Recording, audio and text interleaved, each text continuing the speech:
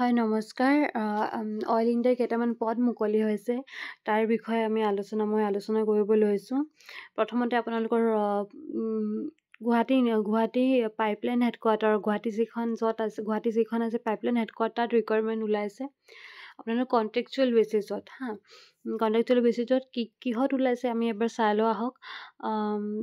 17টা মুঠ 17টা পোষ্ট ওলাইছে। 9টা হৈছে ইলেক্ট্ৰিকেল টেকনিচিয়ান 10 পাছ লাগিব গভৰ্ণমেণ্ট ৰিকগনাইজ বৰ্ডৰ পৰা, মুঠতে আপোনালোকৰ 10 পাছ লাগিব। ITI লাগিব ইলেক্ট্ৰিচিয়ান ট্ৰেডত 2 ইয়াৰ্ছৰ ইলেক্ট্ৰিচিয়ান ট্ৰেডত হ'ব লাগিব government recognise board university SCVT হওক বা NCVT হওক যি নহওক, মুঠতে লাগিব ITI ইলেক্ট্ৰিচিয়ান।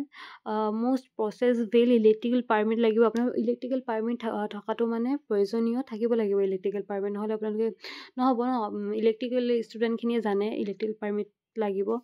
তাৰ বাহিৰে আপোনাৰ এজ লিমিটেড দিয়া আছে মিনিমাম 20 ইয়াৰ্ছৰ পৰা। আপুনি যদি OBC NCL হয় 38 ইয়াৰ্ছলৈকে, জেনেৰেলত 35লৈকে, SC ST 40 ইয়াৰ্ছলৈকে হ'ব। আৰু কণ্ট্ৰেকচুৱেল এমপ্লয়মেণ্ট পাৰ মান্থ আপোনালোকৰ 21,000 আপোনালোকৰ পে' স্কেল হ'ব। পে' স্কেল 29,450 হ'ব। আৰু নেক্সট হৈছে আপোনাৰ কণ্ট্ৰেকচুৱেল মেকানিকেল টেকনিচিয়ান 10 পাছ বাধ্যতামূলক হ'ল। 10 পাছ লাগিবই আপোনালোকৰ। তাৰ বাহিৰে মেথামেটিক এণ্ড চায়েন্স চবৰে থাকে ক্লাছ 10ত, সেয়াই আৰু 10 পাছ লাগিব মুঠতে। আৰু ITI পাছ লাগিব। NCVT সি যি নহওক দুটাৰ মাজত এটা হ'লেই হৈছে। আৰু ট্ৰেড হ'ব ফিটাৰ, ডিজেল মেকানিক ইঞ্জিন আৰু মেকানিক মটৰ বাইচাইকেল 20 ইয়াৰ্ছ। ইয়াতো এজ লিমিটেড ছেইমেই হ'ব আৰু পে' স্কেল 21,450 ছেইম আছে। আৰু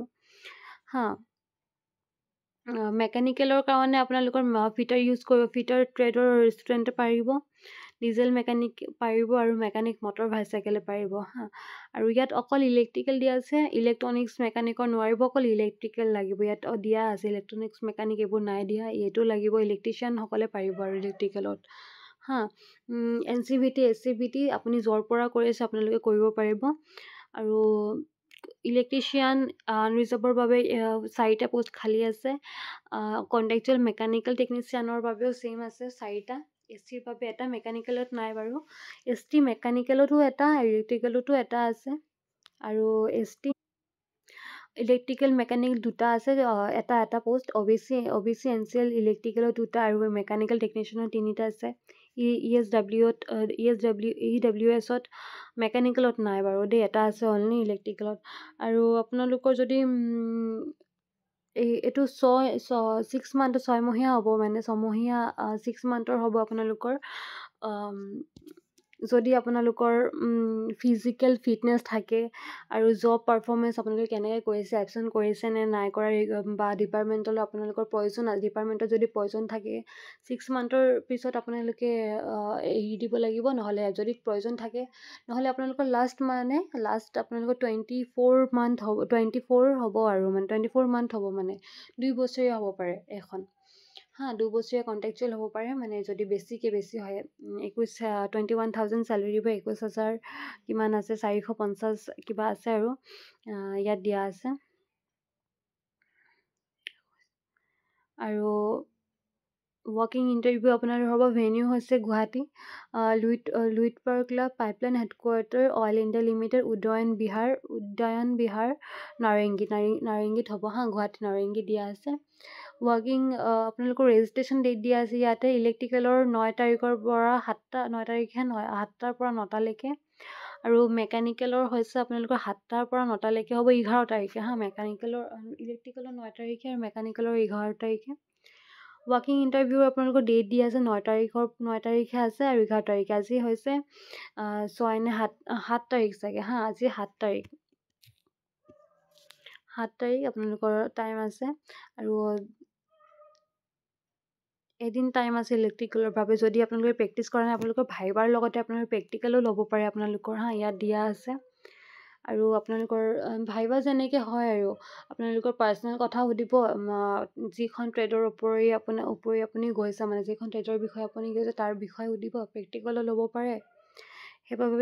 সেইবাবে আপোনালোকে নিজৰ থিয়ৰী কিতাপখন পঢ়ি ল'ব এবাৰ।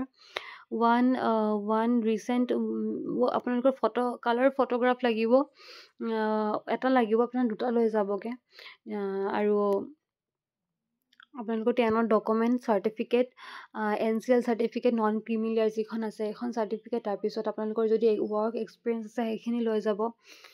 আৰু ৱৰ্ক এক্সপিৰিয়েঞ্চ ক'ব গ'লে আপুনি প্ৰাইভেটত কৰিছে বা এপ্ৰেণ্টিছশ্বিপ য'তে কৰিছে যদি আছে লৈ যাব। আৰু